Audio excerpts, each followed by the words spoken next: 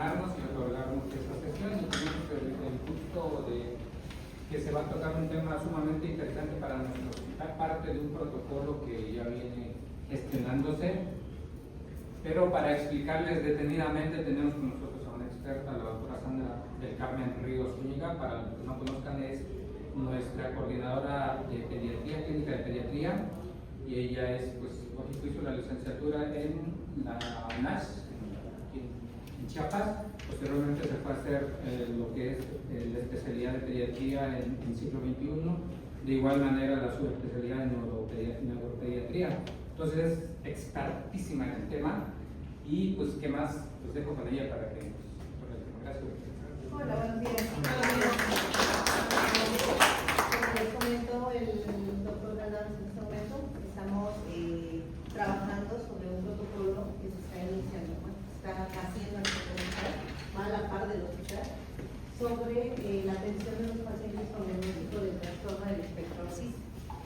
Como tal, como médicos estamos enterados, pero como tal no tenemos toda la formación, ni la capacidad, ni las instituciones en la mayor parte del tiempo para la atención de estos chiquitos, tanto niños, que son los que más acuden o los que se ven más frecuentemente, como en adultos, porque también el diagnóstico existe en la etapa adulta.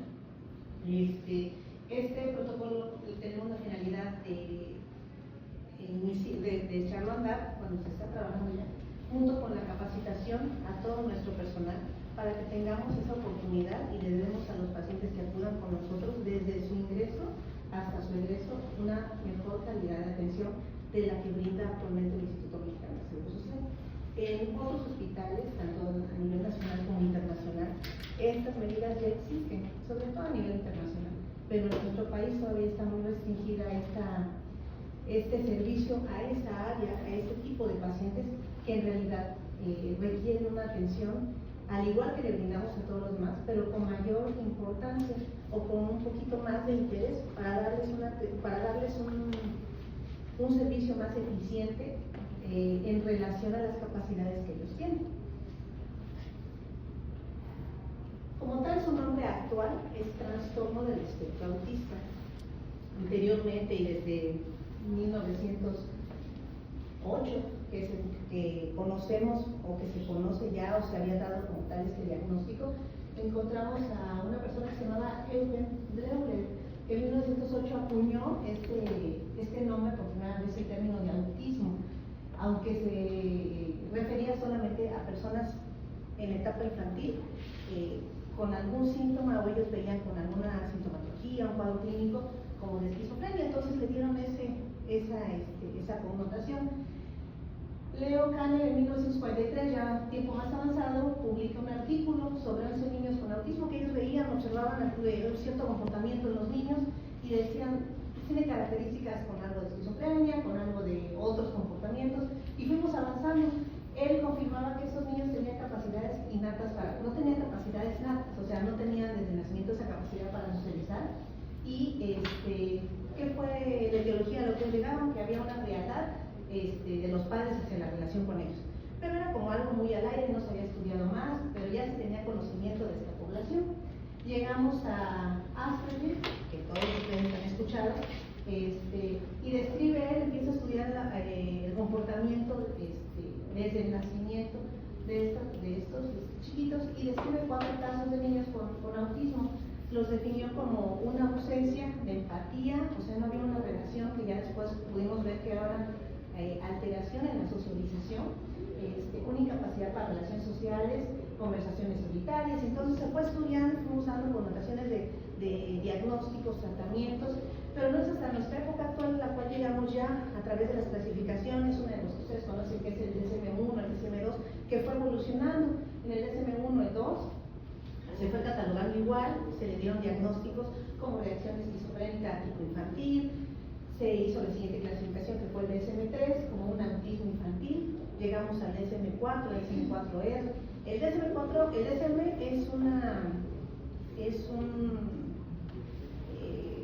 ¿cómo decirles? Son estudios que se realizan tanto de mediciones, estadísticas para trastornos mentales, y es la que realiza todas las clasificaciones de estas patologías. Llegamos al 4 y el 4R dan un nombre a cada tipo de comportamiento, que es trastorno autista, síndrome de Asperger, síndrome de Rett, trastorno degenerativo infantil, trastorno de desarrollo no específico, pero era un mundo en el cual se entremezclaban y bueno, así lo estuvimos manejando hasta hace un tiempo, en el cual aparece ya el DSM-5, en el que dice, ¿saben qué? Todas se mezclan y no podemos tratar como con diferente nombre, porque había mucha mezcla entre diagnósticos y se engloban a todos los anteriores en lo que es el trastorno del espectro autista, que es actualmente el diagnóstico con el cual estamos manejando a estos chiquitos.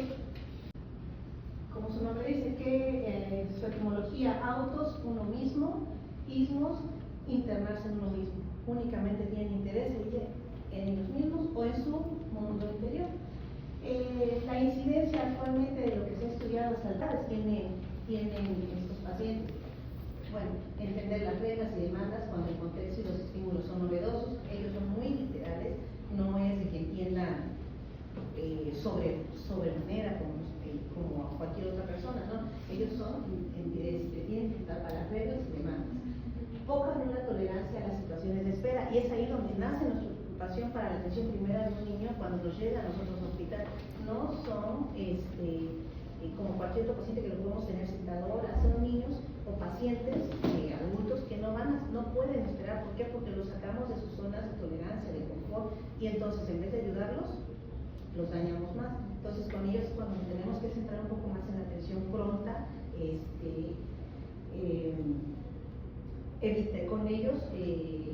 evitar las situaciones de mayor estímulo como ruidos, luces, mucha población a su alrededor, porque en vez de ayudarlos, si ya traen una patología, los exacerbamos más. Entonces ocasionamos situaciones de estrés mucho mayores. Dificultades para comprender la intervención médica y las implicaciones para su salud. Dificultad para la necesidad de mantener hábitos de vida saludables. Lo que les comentaba, son frecuentes los niveles alterados de percepción. Ellos perciben con mucha más alteración los ruidos, los sonidos, el dolor, el estrés a lo que van a ser sometidos. No tienen una adecuada tolerancia a niveles excesivos de daño o de dolor. Pueden tolerar muy poquito el dolor, como pueden tener altas tolerancias, y ahí también no referirnos lo que tengan. Entonces podemos alargar situaciones de espera en urgencias y agravar más la situación por la que ocurre con nosotros. Percepción del dolor no comunicada de forma adecuada. Ellos pueden venir por un cuadro de dolor, de malestar, de alguna otra cosa, y no lo vamos a saber identificar. ¿Cuáles son las dificultades en cualquier servicio de urgencias que no se ha establecido como tal la atención para esta patología? Pues que tenemos personal variable, todos somos distintos, hay mañana, tarde, noche, jornadas, entonces no es un mismo personal, por lo tanto tenemos que trabajar mucho más para sensibilizar a toda la población de un hospital.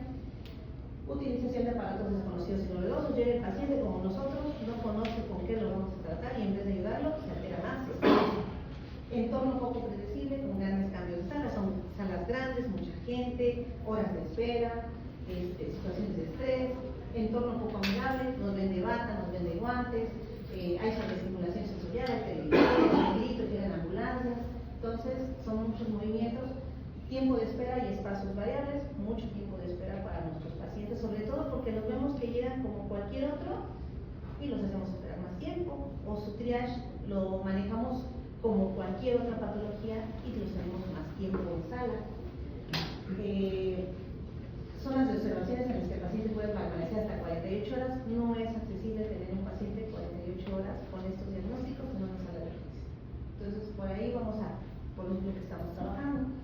Sobresaturación de demandas en el servicio, necesidad con ellos de atención rápida, ausencia de profesionales de referencia. O sea, en un hospital y en la mayor parte de los hospitales a nivel nacional no tenemos capacitados a todo nuestro personal, ni contamos con profesión. De lo que tenemos contabilizado hasta el 2014, tenemos una clasificación una medición de la Organización Mundial de la Salud que considera que es un niño afectado en 160. Tiene también lo que es la CDC, que son también mediciones a nivel internacional, y hasta el 2012 vemos que es un corresponde a los 8 años de edad. Pero en la última medición llegamos al 2014 y vemos que es 1 en 45, teniendo como un porcentaje de 2.24% también a los 8 años de edad, con una afección mayor en masculinos que en femeninos, masculino mucho más marcado en un 23.5% y en femenino 5.3% de 1000.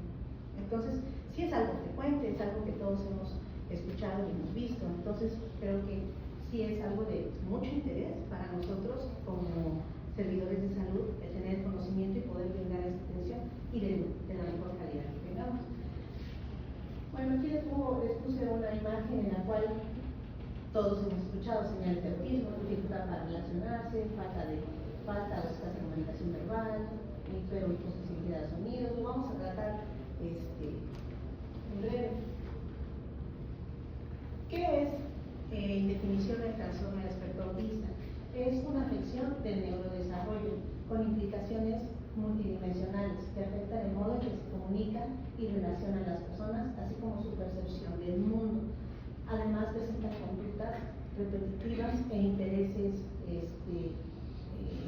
intensos y restringidos, alteración en el lenguaje, lo que es interacción social disminuida, deficiencia en la comunicación a través del lenguaje que puede ser verbal y no verbal, y una inflexibilidad en su comportamiento, como decía arriba, son intereses restringidos, movimientos repetitivos, estereotipados, que son parte de su cuadro clínico. Lo que les comentaba, el DSM-5 que dice dentro del diagnóstico del trastorno del espectro autista tiene características individuales y se ha ido clasificando, y por eso el DSM-5 tiene una clasificación aquí que también lo da en grados, leve, moderado, severo, y algunos que son observados y no observados, que ya no entran dentro de la clasificación de grados, pero sí de que alguna persona puede tener ciertos rasgos y entra como algo leve, algo como observable y no observable. Dentro de esta dice 1, con o sin déficit intelectual acompañante, una persona que es completamente funcional, pero que tiene cierto rasgo. 2, con o sin deterioro del lenguaje acompañante. 3, asociado a una afección médica, genética o ambiental, adquirida o conocida. Aquí ya entran patologías que desde su diagnóstico sabemos que pueden ir acompañadas con trastorno del espectro autista, asociado a otros trastornos del neurodesarrollo, mental o del comportamiento. Y bueno, de estos cuatro puntos que menciona el DSM-5, vemos los especificadores, algo que los papás de estos pacientitos detectan desde edades muy tempranas, como es la edad de primera preocupación.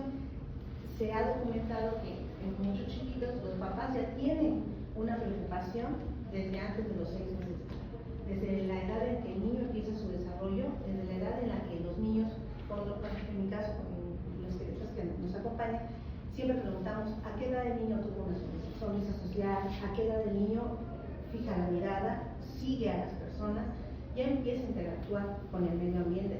Y ahí es cuando los papás empiezan a dar cuenta que el niño no lo sigue, que el niño no sonríe, no interactúa. Desde ahí empieza la primera preocupación de papás, que puedes tener en algunos pacientes y en otros no, en otros pueden llegar hasta el año, 2 años, 3 años, y va siendo de diferentes características. Por eso sabemos que el trastorno del espectro autista es distinto en cada persona, no es como el libro que va a presentar a tal edad, es variado, por eso tenemos cortes hasta los 8 años de edad. Entonces puede ser desde los 6 años, desde los 6 meses, o antes, o alargarnos hasta la edad adulta, que a lo mejor alguien por ahí en nuestro mundo anda caminando y nunca le han diagnosticado,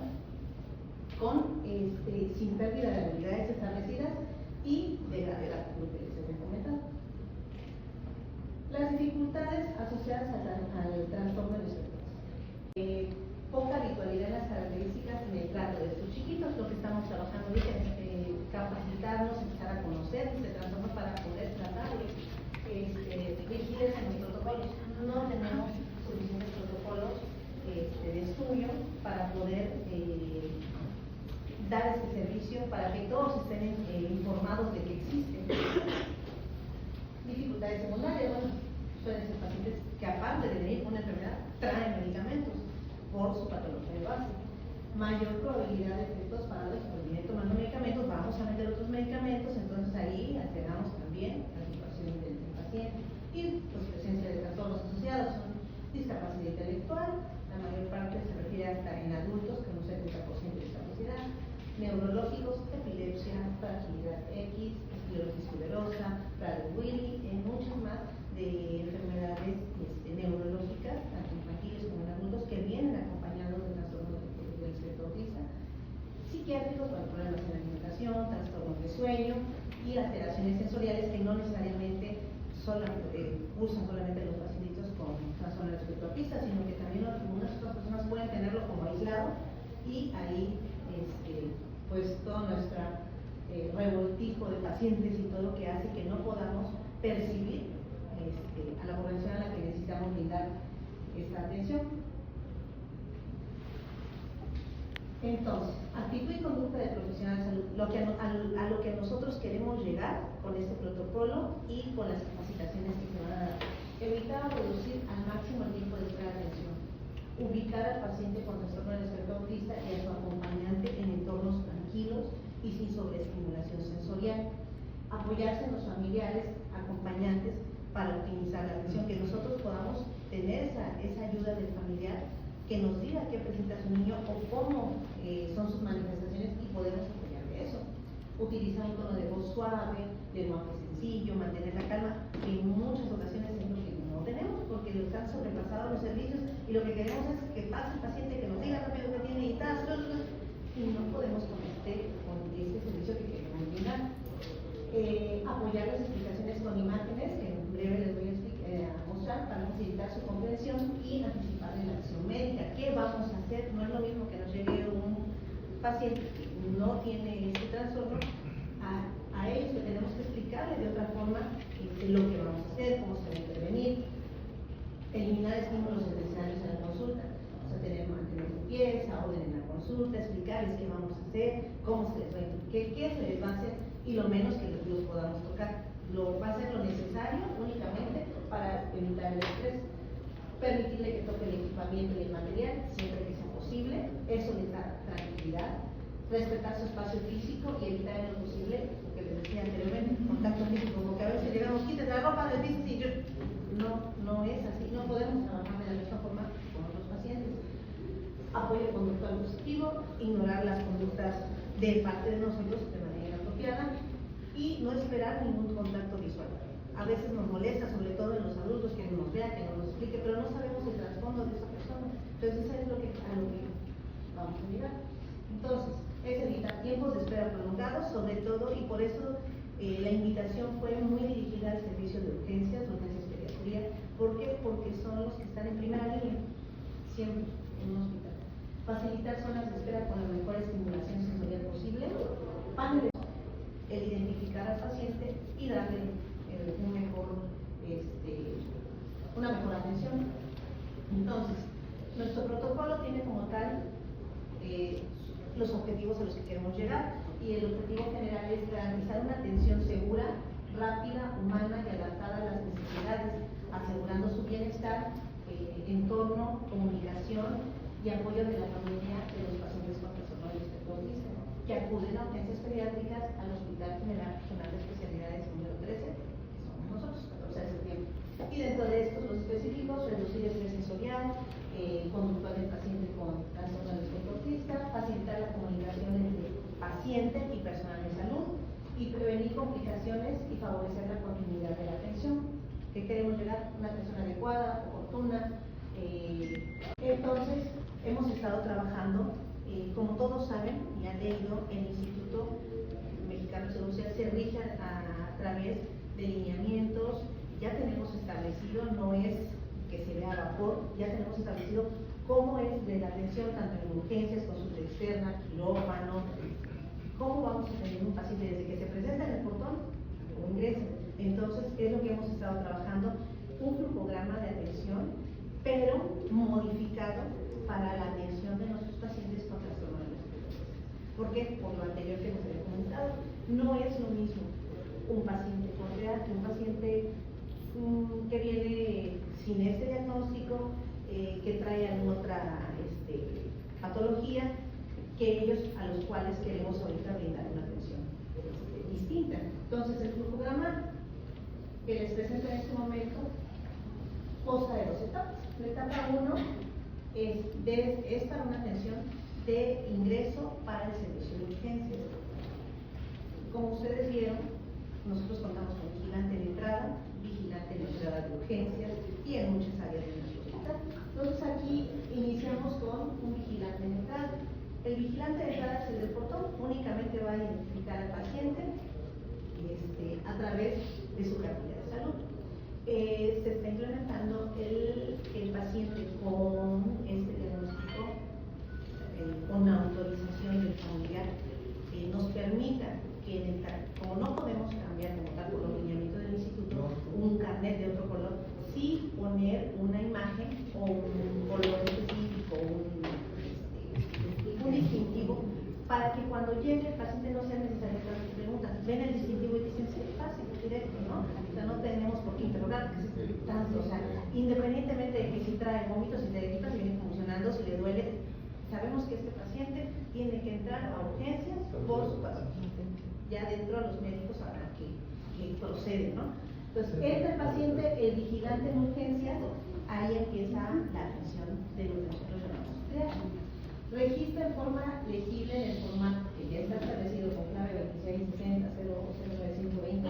Únicamente me registra día, mes, bueno, el día, el año y la hora. Únicamente no me pregunta nombre, no me pregunta más datos. Y tendrá la capacidad, porque vamos a trabajar con este personal en las capacitaciones, de dirigir inmediatamente al área de triaje. No únicamente contamos con esta persona capacitada en entrada, también tenemos apoyo del servicio de tarot, que son las citas que también nos orientan, nos apoyan, pero también están las trabajadoras sociales, las asistentes médicas, enfermeras, médicos, que permitirán el acceso inmediatamente al paciente. Al momento en que ingrese, está en la puerta parado de urgencias, dirigen al paciente, que podemos ver desde el vigilante, pero si el vigilante, cualquier cosa, no está como les decimos, somos un centro que va corriendo, mañana, tarde, noche, no está capacitado, es nuevo, tenemos a este personal que va a estar capacitado en todos los turnos, va a dirigir al paciente y al familiar inmediatamente al área de triage, que es el médico general, guiándose de pisadas azules. Desde la entrada tenemos en el protocolo y ya solicitada lo que es todo señalética para colocación de pisadas azules hasta el área de urgencias. Entonces, llega el paciente, el personal lo dirige al área de triage, aquí únicamente va a estar el médico general, que aquí vamos a tratar lo que ya hemos dicho, la menor estimulación posible al paciente, no tocar, no hablar y lo menos que podamos tardar. Hacemos un estimado de 2 a 3 minutos de atención en ese pedazo, si es posible. Si tuviéramos un paciente de cualquier tipo en triage, porque tenemos que seguir como que el paso, ¿no? Puede haber otro paciente, pero esperamos que sea el tiempo mínimo. Si hubiera más pacientes en espera, nuestro paciente va a tener prioridad. Entonces sale el paciente, entra al triage, únicamente se le toman, ahí sí ya va, nombre del paciente, su afiliación, y se pasa inmediatamente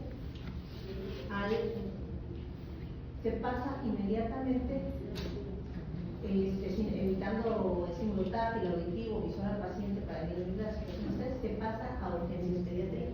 En urgencias pediatría tenemos a un pediatra o un urgenciólogo pediatra que valorará al paciente no en el consultorio que tenemos adentro. El paciente va a entrar directamente, siguiendo las pisadas, a el aislado azul que está en el fondo. Las pisadas son un aislado en el cual, independientemente de que el paciente, como les decía, independientemente del grado de complejidad que traiga la patología, entra al cuarto azul. Ahora, si desde el triage el médico general detectó que como tal trae otra patología, lo va a pasar. En este caso, como ustedes saben, en urgencias manejamos diferentes colores. Manejamos semáforos, se puede decir rojo, amarillo, naranja, azul y verde. En los niños, normalmente en el área de urgencias no manejamos colores, se pasan directamente en el área de urgencias. Sobre todo con esta patología, si fuera otro chiquito que viene por otra cosa, sin esta patología, ¿qué hacemos? Puede pasar a consulta en caso de color azul y Oliver, pero con niños que vamos a detectar ya a través de la señal que es azul, tiene la indicación de pasar, sea el color que sea, directamente a la consulta de urgencias pediatría. Pasa directamente y adentro, si en el área de triage se detecta que es un color rojo o amarillo, la verdad que queda de naranja, queda de lado el diagnóstico del trastorno del sueño. ¿Por qué? Porque sabemos que es un niño que va a entrar a choque pediátrico por otra atención que viene con gravedad. Entonces el trastorno del sueño autista queda a un lado. Pero si el niño que ingresa viene con cualquier otra sintomatología y es catalogado como amarillo, porque a partir de amarillo se ingresa, se pasa al aislado azul. ¿Por qué? Porque consideramos que el niño pues viene activo, viene despierto, viene reactivo y se va a estresar. Pasa al cuarto azul y ahí le va a dar la atención el urgenciólogo o el urgenciólogo pediatra. Valorará y clasificará al menor según la gravedad. Llegamos al código rojo o naranja, se solicita el traslado inmediatamente de reanimación al área de reanimación pediátrica, se pide también que lo pase. Aquí va a ser independiente, vamos a llevar un seguimiento, veremos cómo está el niño y se valorará en reanimación, se valorará si ingresa ya a manera de estabilizarlo, si ingresa al OTI, que es el área de terapia intensiva pediátrica, o a piso de hospitalización, y ahorita lo especificaré cuando lleguemos a piso. Si el niño pasa clasificado amarillo, el médico pediatra lo atenderá, lo acompañará, se informará en ese momento, ya que el niño esté adentro, se informa a la asistente médica sobre la clasificación, que es el nivel 3, y se entrega su registro correspondiente. Hasta ese momento entra trabajo social, entra asistente médica a tomar el dato del menor. Hasta ese momento, entonces estamos disminuyendo la menor cantidad de estrés posible y de pérdida de tiempo en el menor. Se aplicará un enfoque sensorial y comunicativo. Aquí adentro viene lo más importante, viene en el cuarto azul lo que habíamos comentado, el uso de señalética, de pictogramas, con tarjetas ilustrativas. Muchas veces no vamos a tener la capacidad o no tiene nuestro paciente la capacidad de interactuar con nosotros y no lo vamos a obligar. Entonces tenemos el apoyo del familiar, sí, pero si el niño es más grande y tenemos la capacidad de que vea la señalética, entienda que le vamos a tomar los signos vitales, que le vamos a personalizar con imágenes señaléticas, explicarle qué es a lo que vamos a llegar, y es una forma de que ellos entiendan y también no se estresen. Si el niño después de todo esto tiene una evolución favorable, se va a casa. Si el niño necesita ingreso a hospitalización, del aislado azul se brinda medidas de aislamiento auditivo, visual, verbal y táctil, y se indicará del cuarto azul o del aislado azul de urgencias pediatría su envío a través del pasillo técnico, elevador, su ingreso a hospitalización pediatría al área de aislado azul del piso de pediatría, esperando que siempre tengamos la disponibilidad del aislado, a lo cual pues, le daremos prioridad. Si tuviéramos un paciente y ese paciente ya puede salir a área, si estuvieran ocupados los dos aislados, se ocuparía para eso. Incluso pues, se va a destinar de los dos aislados de piso de pediatría, uno para la atención del paciente con este diagnóstico. Si se ingresa a hospital, se informa a la asistente médica sobre el ingreso a hospitalización, se entrega su registro y lo mismo, se hace el traslado, como les había comentado, a la entrada azul, utilizando el elevador de uso de pacientes con el objetivo de evitar la sobreestimulación sensorial. Ahora, estando el paciente en el aislado azul, ya sea en urgencias o en piso, la finalidad que tenemos y que ya se está trabajando con los administrativos es el poder nosotros contar con audífonos para evitar la menor sobreestimulación auditiva, el contar con gafas para la sobreestimulación sensorial. No es en todos los pacientes, se haya brindado al paciente que lo necesite, así como la señalética para podernos comunicar si es que es el caso que necesitemos comunicarnos de esa forma con el menor. Uno de los ejemplos en esto y de los programas que estamos trabajando para la impresión y colocación tanto en el cuarto azul como desde el triage, el aislado, donde podemos ver a manera de exploración que el paciente entienda que le vamos a revisar, que se le van a tomar la presión, medicamentos, que se dé una mesa de exploración, que necesitamos a través del diagnóstico que nos dé una muestra de pipí, que le vamos a tomar sangre, una placa. Existen miles de señaléticas con las que se pueden trabajar y nos podemos orientar con el paciente. Y de los instrumentos que tienen, que es una medida, un termómetro, que probablemente lo conocen, pero es una forma en que nosotros tengamos comunicación con ellos. Otra de las señaléticas es nos dirá dolor de estómago, de garganta, que le duele la espalda. Dependiendo la edad, es a lo que vamos a ir trabajando con los pacientes, pero necesitamos contar con estas señaléticas. ¿Qué siente el paciente? Si tiene mareo, si quiere ir al baño, tiene diarrea, tiene tos, cosas que no nos puedan decir, que podamos comunicarnos con señaléticas con ellos, o bien hasta con el familiar. Entonces, a manera de resumen, lo que nosotros estamos trabajando con el flujograma de atención y que en breve se les hará ese conocimiento a ustedes que están con nosotros en el hospital, desde el servicio de urgencias hasta el piso de pediatría. Pues, a manera de resumen, ingresa el paciente, el vigilante debe entrar, identificará la capilla con el distintivo azul, pasa hacia vigilancia de urgencias, registra el formato de triage, orienta al familiar, lo capta el personal capacitado, lo dirige al área de triage a través de las pisadas azules, llega al médico de triage, que es adentro, que es el pediatra aquí en este caso. Acá se queda únicamente con la toma de datos, nombre. El médico identifica el color, si es rojo, pues pasa inmediatamente, y si no, se va al cuarto al aislado azul. Si es naranja o amarillo, vamos a hospitalización, pues dependiendo, hospitalización, ya es hospitalización UTI, piso. El amarillo, aislado azul, que puede ser a piso o sobre eso a casa, pero con la mejor atención posible.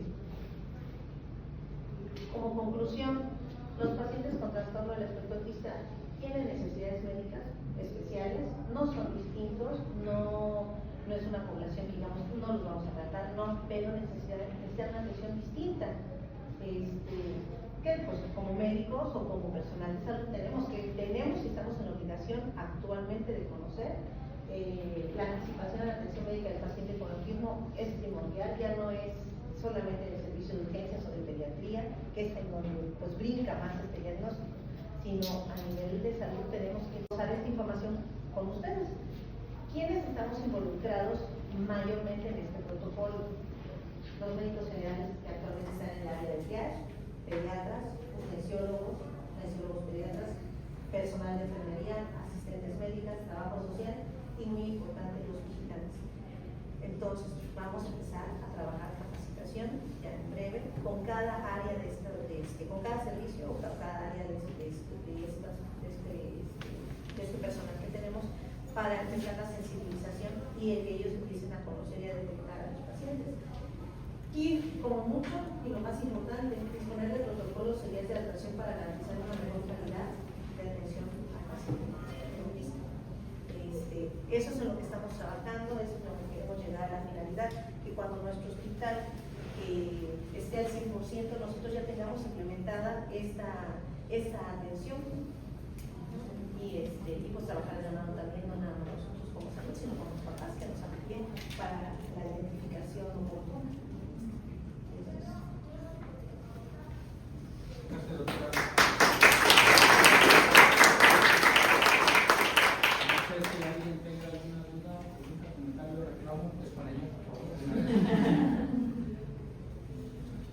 Algo que se les haya hecho interesante, que en el servicio de urgencia y puedan decir, podemos adaptarle, pues estamos de acuerdo, qué sé yo. El laboratorio, nos invitó nuestra coordinadora. En este caso, no sé si hay algún protocolo para laboratorio, porque creo que hablaban ahí para lo de composición. O sea, en nuestro caso, yo creo que es muy importante porque pues, tomamos muestras de sangre, entonces no sé si es. Sí, se está incluyendo, incluso sí, se les va a dar la capacitación a ustedes y queremos trabajar esa parte. Sí, porque realmente no tenemos como tal un protocolo, vaya, porque yo vengo precisamente el 5 de mayo.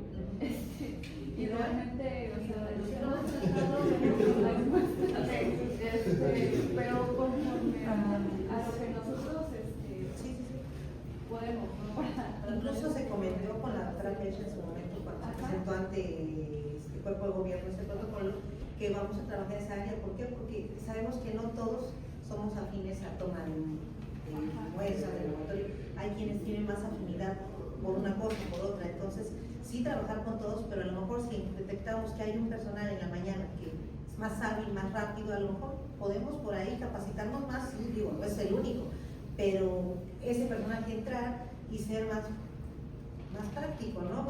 Para apoyar y que sea en una sola toma. Sí, tenemos ya pensado en lo de la coordinación con los pacientes. Eso sí, ya está contemplado para ustedes. Sí, sí, claro. Primero, muchísimas gracias por estar aquí.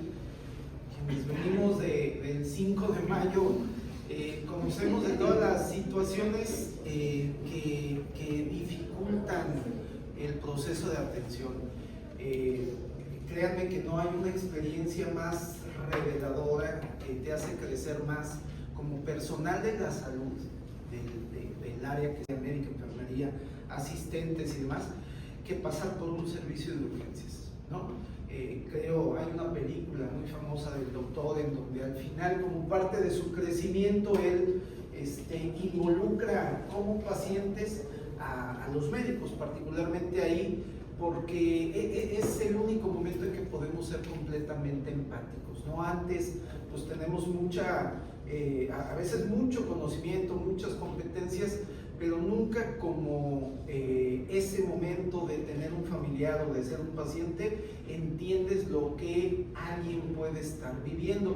Por eso insisto, y lo que comentaron ya en agradecer la presencia, porque mucho de este trabajo de verdad va a ser punta de lanza para que el hospital, que queremos que sea un hospital diferente en muchos sentidos, no solo en la atención, porque la ciencia tiene límites, pero lo que no tiene límites es lo que podemos hacer todos los días como personas diferentes para otras personas, ¿no? Entonces, ese es parte del objetivo de que estén ustedes aquí, de relacionarnos, porque esto es más trabajo, pero vale la pena de relacionarnos con quienes tienen esta experiencia todos los días, como nos lo están comentando, y no como nosotros que a lo mejor ni lo hemos vivido o que lo vivimos indirectamente a través de nuestros pacientes, de la gente que atendemos. Por supuesto que se tiene que trabajar hacia los servicios complementarios, como son los de apoyo diagnóstico, para que esto sea un proceso de atención completo. El instituto y en general las áreas de salud tratan de desarrollar protocolos de atención. Los médicos urgenciólogos lo saben muy bien, el código infarto, el código cerebro, el código ERI o ERIO, favorecen la calidad, sobre todo la oportunidad, no tanto la calidad, pero secundariamente sí la calidad de la atención. Entonces, eso ya está escrito, funciona porque es eficiente, pero después hay que sumar al resto de los profesionales que están en una institución para que finalmente esto se dé. Hay muchos temas administrativos. El objetivo de los protocolos es a veces saltar todo eso administrativo, burocrático y demás, identificando los casos que deben de ser diferentes en la atención. La medicina avanza, la supervivencia cada vez es mayor y sin embargo no somos capaces, y hablo particularmente con nosotros como gestores de salud, como médicos que son gestores de salud, ¿por qué no podemos lograr en estados como el nuestro disminuir la incidencia de enfermos renales crónicos? Pues porque no estamos siendo capaces de comunicarle al paciente con sus particularidades. No es lo mismo decirme a mí que debuto como diabético que decirle a alguien de los Altos de Chiapas que es diabético y convencerlo de la trascendencia de que tome su medicamento todos los días. Y lo que tenemos pues es esto, una vorágine de pacientes enfermos renales crónicos porque no somos capaces de comunicar eficientemente. Bueno, estos protocolos lo que intentan es comunicarnos a todos como profesionales de nuestra participación en la atención con oportunidad, pero sobre todo con calidad, de un paciente particular que requiere para eso, para la calidad, una dinámica de atención diferente. Y trasladémoslo a este hospital que se pretende que sea incluyente y que tenga condiciones para la atención de adultos mayores y demás, pues trasládenlo a todo eso y lo que podemos transformar para favorecer la experiencia de la atención, que de por sí es difícil. Y comentaba yo con la doctora hace un momento y con la subdirectora, platicando con el director del Hospital de Oncología, decía, es que lo único que podemos ofrecer en este hospital pues es consuelo y acompañamiento, porque quien llega a centro médico al Hospital de Oncología per se ya va con un diagnóstico desfavorable, y si además le hacemos difícil el camino allá, pues entonces deberíamos de estar preguntándonos lo que estamos haciendo desde nuestra visión de haber decidido trabajar en una institución de salud. Esto es el inicio, espero yo, trabajando en conjunto con todos ustedes, porque de aquí partiremos para hacer un montón de proyectos que hagan diferencia. Y de verdad, hablando de educación en los niños que están hospitalizados, se pasan semanas aquí. Bueno, hay un proyecto para atención educativa dentro del hospital a los niños que están hospitalizados pues por largo tiempo, pero un adulto mayor a los 5 o 7 días, lo saben los médicos, empieza a tener cambios de conducta asociados a su etapa de la vida. Bueno, necesitamos acompañar también ese proceso, o por lo menos ser expeditos y a los 5 días ya regresarlo a su casa en las mejores condiciones posibles. Bueno, como no lo estamos logrando, ya está el 5 de mayo como ejemplo, que es de verdad un pendiente personal particular que no queda de lado, que hay que seguir trabajando, en el que tenemos pacientes en urgencias por 5 días fuera de total proporción. Pues lo que tenemos que hacer es empezar en algún lugar, y este hospital es esa oportunidad, sin dejar de lado el trabajo allá, ¿no? Así que quienes están involucrados, quienes están interesados, y todos los que ahora vamos a participar para que suceda en este y en otros proyectos, de verdad les agradecemos, porque qué buena la pregunta, y nosotros cómo vamos a participar, ¿no? Eso hace diferencia, y espero que en las siguientes capacitaciones nos acompañen más ustedes, porque es lo que hace de verdad un cambio. Si yo educara al paciente no diabético, el que tiene riesgo desde antes, pero después también al diabético, yo estoy convencido de que no tendría la cantidad de pacientes enfermos renales crónicos que ustedes tienen que estar viendo en el laboratorio cada mes, y que llegan a urgencias por todas las complicaciones cada rato, etc. Entonces, la idea de esto es empezar desde antes, ¿no? Solo como proyecto para todo lo que podemos cambiar. Entonces, les agradecemos, doctora Ríos, doctor Galdames, de verdad, todo su interés y empeño, y la idea ahora es que ustedes ya con conocimientos nos retroalimenten lo que identifican, lo que necesitamos modificar para hacer la atención no solo eficiente, sino de calidad, porque aquí ya no es eficiencia. Podemos, como intentamos ese día, caminar solo y acompañarles para empujar y que las cosas sucedan, pero la idea es que en la calidad, al estar involucrados todos, las cosas sucedan de forma natural, y porque es necesario, porque es justo. La salud es justicia, y entonces pues hay que hacer que se dé, ¿no? Y hay que empujar para que suceda. Entonces, muchísimas gracias, doctora. Gracias, doctor Galdames.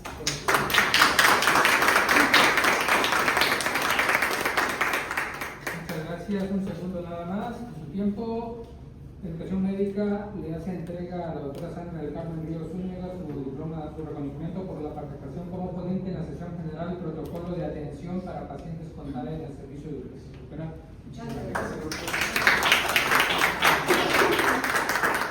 Muchas gracias a todos por venir. Los esperamos en la siguiente sesión. Gracias.